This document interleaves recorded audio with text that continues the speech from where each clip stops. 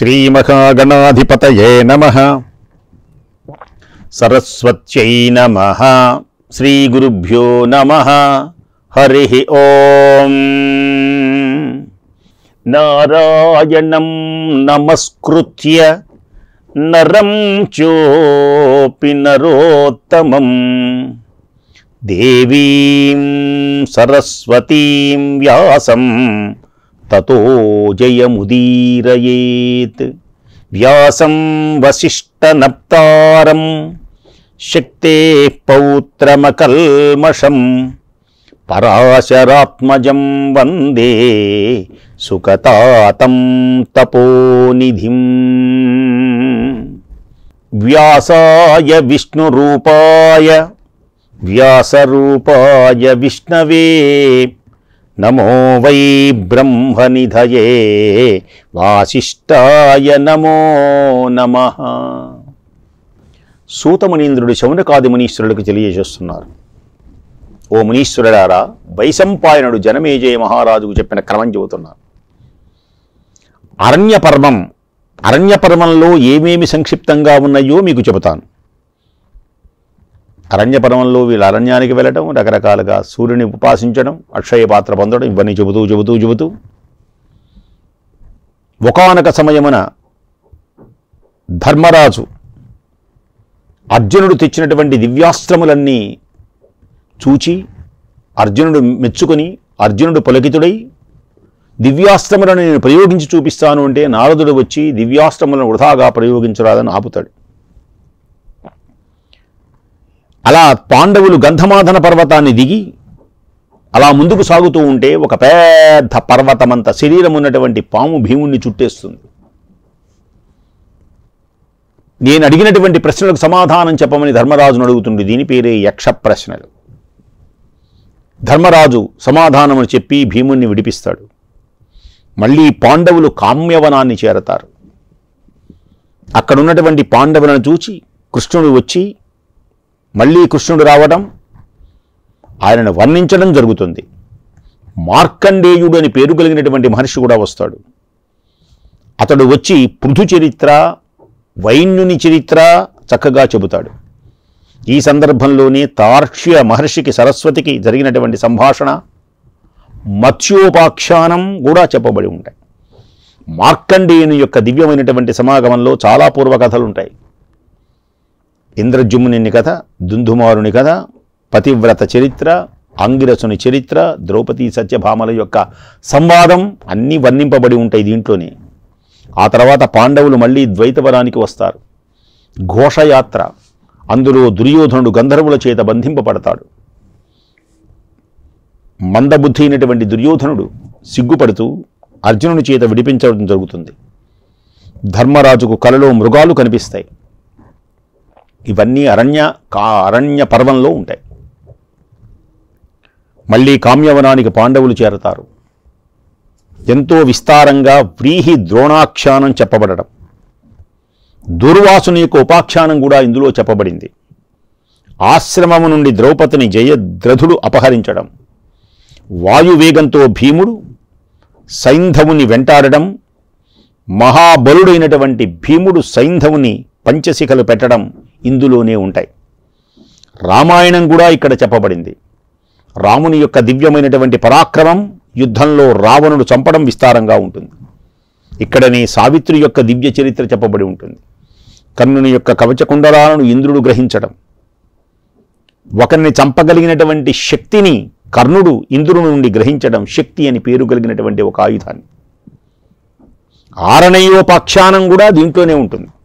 ఇందులో యమధర్మరాజు ధర్మరాజుకు ధర్మశిక్ష చేస్తాడు.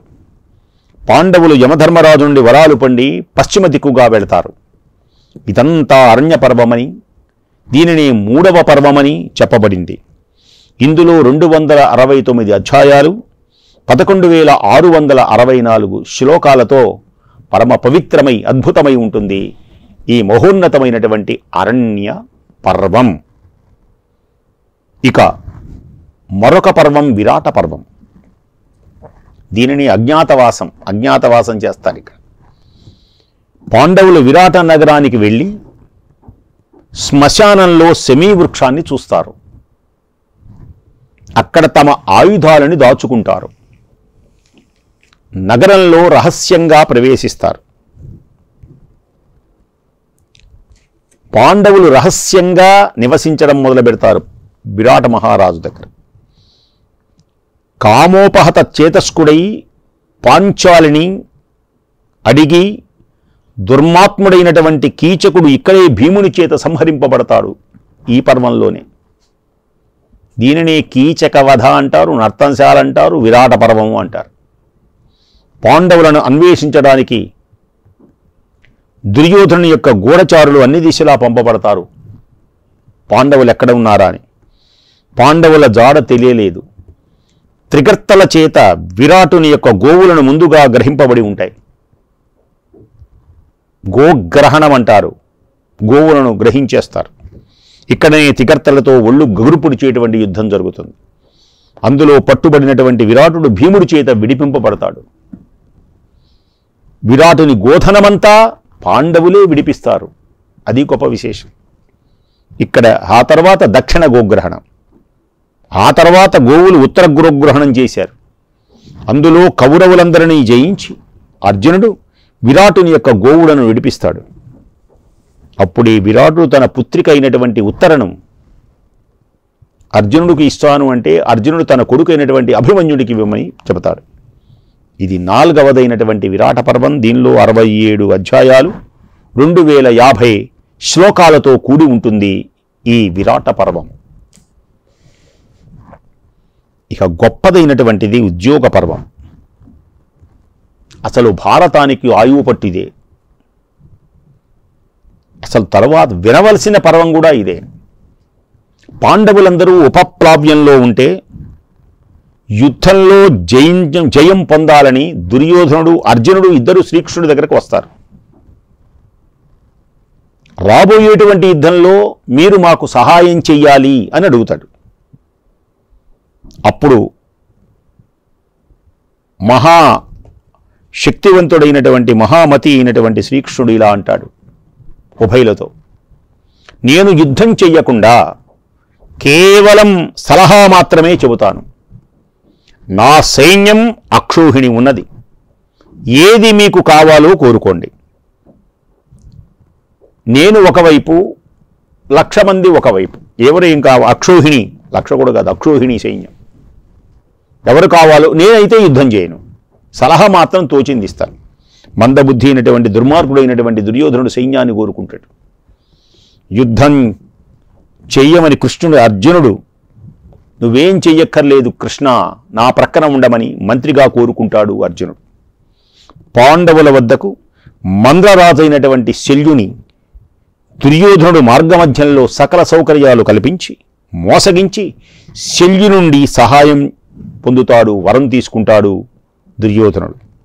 తరువాత పాండవులను చూడటానికి పాండవుల దగ్గరకు వచ్చాడు శల్యుడు. తను బాగా మద్యం మత్తులో వాళ్ళు గౌరవించడంతో పాండవుల పక్షం చేరాడు, కౌరవ పక్షం చేరాడు. శల్యుడు అంటే నకుల సహదేవుల యొక్క మేనమామ.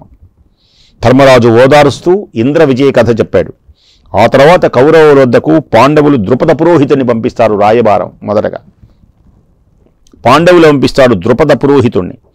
ఇంద్ర విజయంతో ద్రుపద పురోహితుణ్ణి తిప్పి మరల తిరిగి పాండవుల దగ్గరికే పంపించి ధృతరాష్ట్రుడు బాగా ఆలోచించి శాంతిని కోరి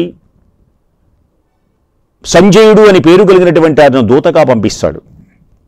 వాసుదేవునితో సహా పాండవుల అభిప్రాయం తెలుసుకొని సంజయుడు తిరిగి వచ్చేటువంటిది కూడా ఈ ఉద్యోగ పర్వంలో ఉంటుంది.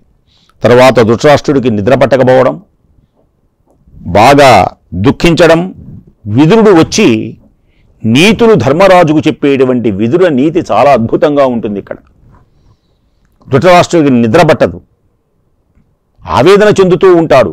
విదుర నీతి చాలా గొప్పగా ఉంటుంది మహాభారతంలో. తర్వాత సనత్సుజాతుడు వచ్చి మనస్తాపంతో నిండినటువంటి ధృతరాష్ట్రునికి ఆధ్యాత్మికమైనటువంటి విశేషాలు చక్కగా విన్నవిస్తాడు. ఇది కూడా చాలా గొప్పదే, సనత్సుజాతీయం అంటారు. తెల్లవారింది. సంజయుడి సభలో కృష్ణార్జునుల యొక్క ఏకాత్మత అభిప్రాయాలు చక్కగా చెప్పడం. రాజసభలో దయాస్వభావంతో సంధిని కోరుతూ మహాధీశాలైనటువంటి శ్రీకృష్ణుడు స్వయంగా రాయబారానికి హస్తినాపురి వెళ్ళడం శ్రీకృష్ణ రాయబారం అంటారు దీన్ని.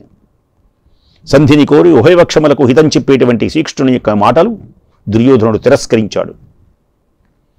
అప్పుడే గర్వితుడైనటువంటి దంభోద్భవుని యొక్క వృత్తాంతం చెప్పబడింది. మాతలి వరాన్వేషణ చేయటం కూడా ఇక్కడనే చెప్పబడుతుంది. గాలవ మహర్షి యొక్క దివ్య చరిత్ర కూడా ఇక్కడనే చెప్పబడుతుంది. విధుల యొక్క కొడుకులను యుద్ధానికి ప్రేరేపించడం చెప్పబడి ఉంటాయి. ఇంకొక విశేషం ఏమిటి అంటే, కర్ణ దుర్యోధనాదుల యొక్క దుర్మంత్రం తెలుసుకున్నటువంటి కృష్ణుడు తన యోగీశ్వర తత్వాన్ని, యోగీశ్వరత్వాన్ని, మహిమను, విరాట్ స్వరూపాన్ని ప్రదర్శించాడు శ్రీకృష్ణ భగవానుడు ఇక్కడనే. కృష్ణుడు కర్ణుని యొక్క రథమెక్కి భేదోభిప్రాయంగా రహస్యంగా మాట్లాడుతూ కర్ణుని తన వశంపరుచుకుందామని చూస్తే కర్ణుడు తిరస్కరించడం ఇందులోనే ఉన్నాయి.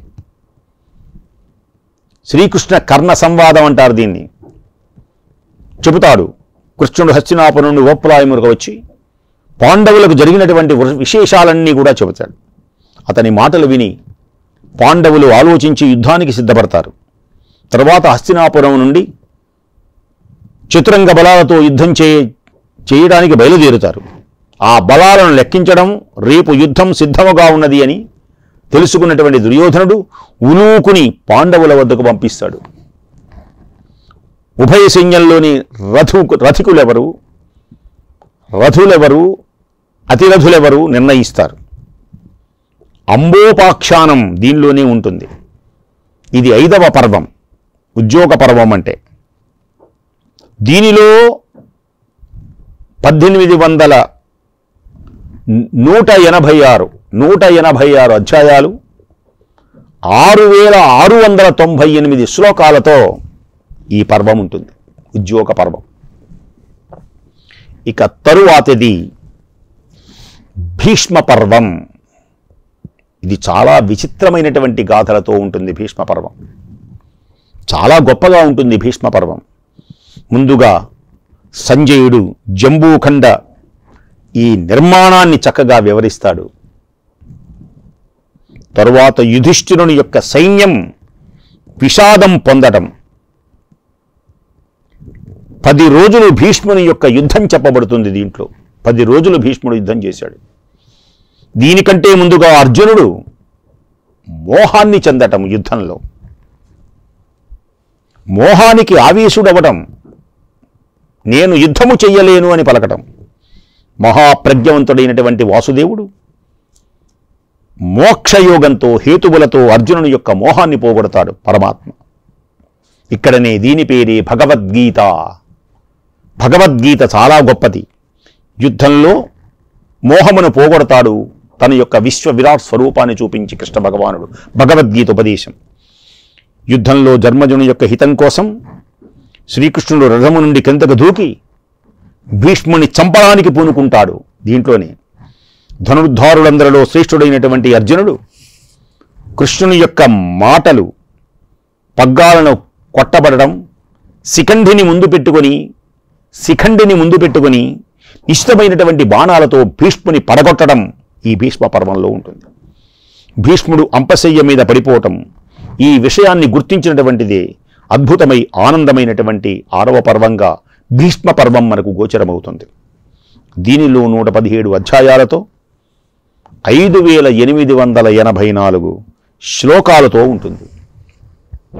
తరువాతిది ద్రోణ పర్వం. ద్రోణుణ్ణి సర్వసైన్యాధ్యక్షునిగా చేస్తారు. అంతకుముందు భీష్ముని సర్వసైన్యాధ్యక్షునిగా చేశారు.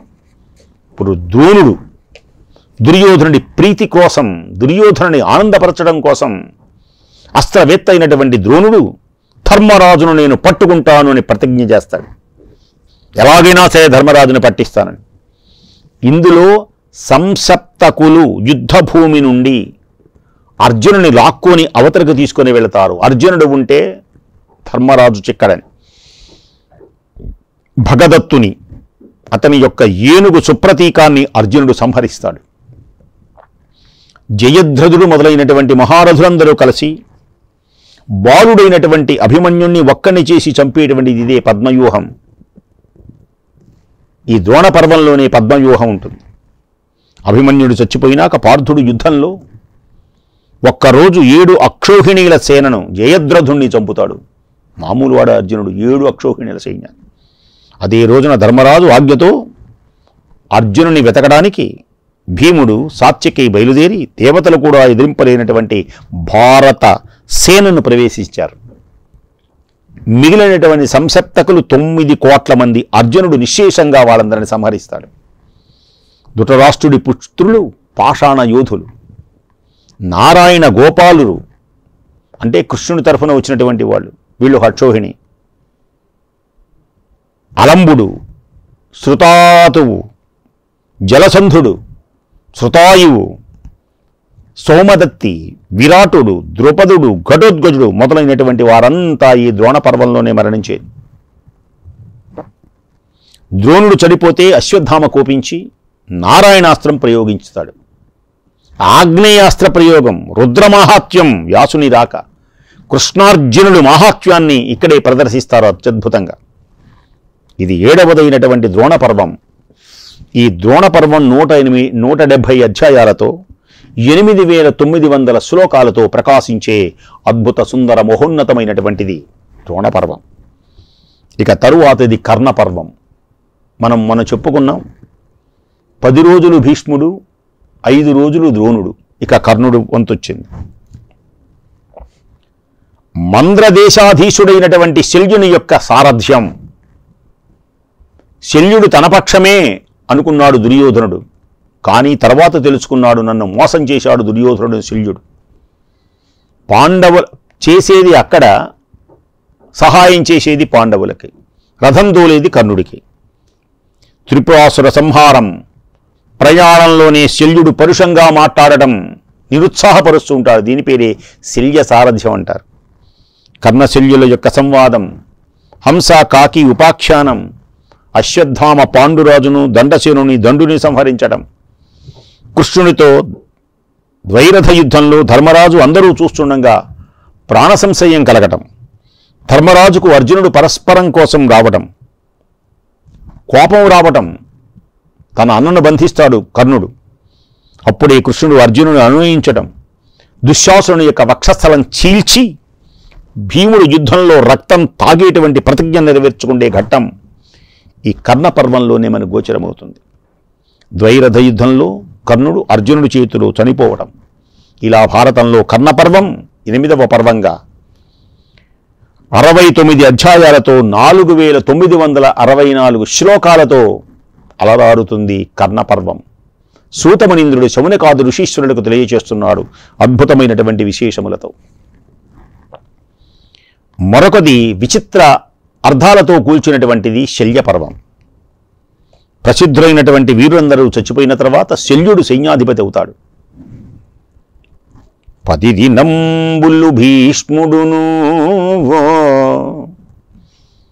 5 రోజులు ద్రోణుడు, 2 రోజులు కర్ణుడు, ఇక మిగిలింది 1 రోజు. ఇందులో కుమారస్వామి చరిత్ర ఉంటుంది. అభిషేక కర్మలు చెప్పబడినాయి. రథయుద్ధాలు, కురుముక్షుల యొక్క వినాశం ఈ శల్యపర్వంలో వర్ణింపబడుతుంది. ధర్మరాజు శల్యుణ్ణి చంపడం, సహదేవుడు యుద్ధంలో శకునికి వధించడం, సహదేవుడు యుద్ధంలో శకుని వధిస్తాడు. చాలా సైన్యం చచ్చిపోతుంది, ఇంకా కొద్ది సైన్యం మాత్రమే మిగిలి ఉంటుంది. అప్పుడు దుర్యోధనుడు మడుగులో నీటి స్తంభన చేసి దాక్కుంటాడు. లబ్ధకుల చేత భీమునికి దుర్యోధనునికి ప్రవృత్తి ఇచ్చటనే చెప్పబడుతుంది. ధర్మరాజు ఆక్షేపిస్తూ మాట్లాడుతుంటే కోపంతో దుర్యోధనుడు బయటికి వస్తాడు. అప్పుడు భీమునితో గదాయుద్ధం చేయటం ఇందులో ఉంటుంది. యుద్ధం చివరిలో బలరాముడు రావడం, సరస్వతి మొదలైనటువంటి పవిత్ర తీర్థాల పవిత్రతను వర్ణించడం, భీమ సుయోధనుని యొక్క గదాయుద్ధం ఇందులో వర్ణింపబడుతుంది. గదాయుద్ధంలో భీమసేనుడు దుర్యోధనుని యొక్క తొడలు విరగొట్టడం. ఈ కథలో పర్వతం అద్భుతం, అర్థవంతం, చాలా గొప్ప ధర్మాలు ఉంటాయి దీంట్లో. ఇక్కడ తొడలు విరగొట్టచ్చా, కొట్టకూడదా, ఇవన్నీ చాలా అత్యద్భుతమైనటువంటి సంభాషణ జరుగుతుంది. ఈ పర్వంలో 59 అధ్యాయాలు 3220 శ్లోకాలతో ప్రకాశిస్తుంది ఈ శల్య పర్వం. ఇక సౌప్తిక పర్వం. తొడలు విరిగి నేల మీద పడినటువంటి పొర్లాడుతున్నటువంటి దుర్యోధనుడు విడిచి పాండవులు వెళ్ళిపోతారు. కురుపుడు, అశ్వత్థామ, కృతవర్మ ముగ్గురు సాయంకాలం రక్తమడుగులో ఉన్నటువంటి దుర్యోధనుని సందర్శిస్తారు. కటిక నేల మీద పడి ఉన్నటువంటి దుర్యోధనుని చూచి అశ్వత్థామ క్రోధంతో దృష్టజ్యుమ్నుడు మొదలైనటువంటి పాంచాలురందరినీ మంత్రి సహితంగా పాండవులను చంపకుండా కవచం విప్పను అని ప్రతిజ్ఞ చేస్తాడు. పాండవులను కూడా చంపేస్తా, అందరినీ చంపేస్తా ప్రతిజ్ఞ చేస్తాడు. అశ్వత్థామ కోపంతో దుర్యోధనుడు అక్కడే విడిచి ఆ ముగ్గురు సూర్యాస్తమయంలో వనం చేరతారు. యుద్ధం అయిపోయింది, అందరూ పడుకుంటూ ఉంటారు అక్కడ. ఆ వనంలో ఒక పెద్ద మర్రి చెట్టు కింద ముగ్గురు కూర్చుంటారు. రాత్రి అయింది. ఒక గొడ్ల గూబ కాకులను చంపడం చూచాడు అశ్వత్థామ. నిద్రపోతున్నటువంటి కాకులను చంపడం చూశాడు. క్రోధావేశంతో అశ్వత్థామ తండ్రి వధను స్మరిస్తూ నిద్రించేటువంటి పాంచాలులను వధించాలి అని నిశ్చయించుకున్నాడు. అశ్వత్థామ శిబిరం వద్దకు వెళ్ళి ఘోర రూపుడై రాక్షసుని చూశాడు. అతడు ఆకాశమంతా ఆవరించి ఉన్నాడు. వాని మీద అస్త్రశస్త్రాలు చేయలేదు. అప్పుడు అశ్వత్థామ విరూపాక్షుడైనటువంటి రుద్రుణ్ణి ఆరాధిస్తాడు.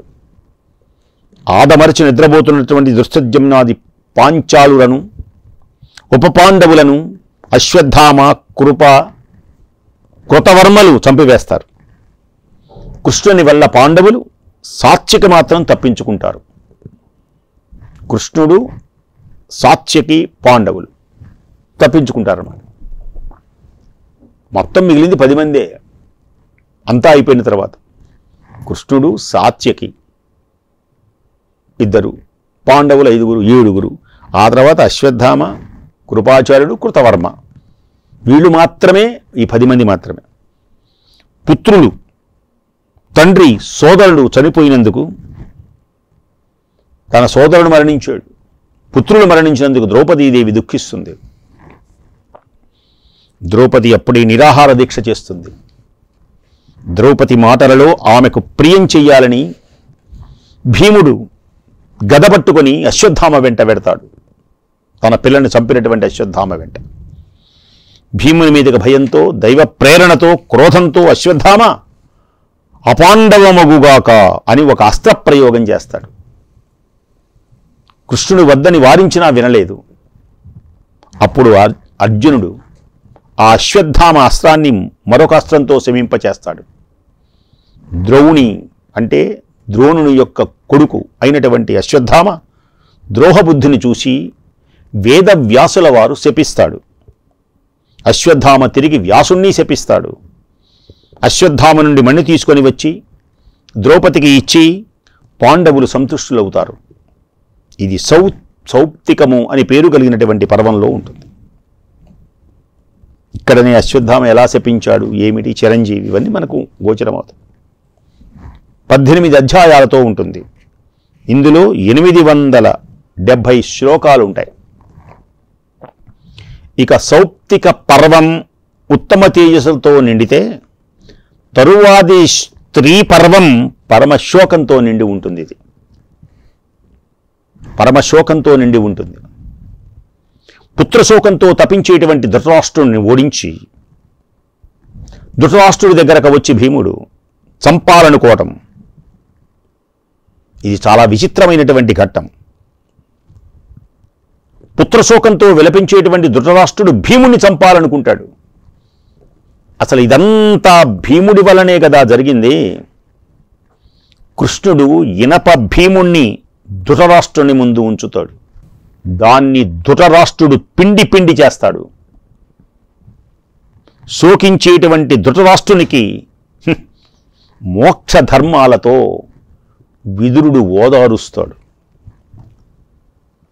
పుణ్య విశేషములు దీనిలో మనకు గోచరమవుతాయి. అట్టి విశేషముల యొక్క సంక్షిప్త రూపాన్ని రేపు కూడా చక్కగా విని తరించండి. స్వస్తి.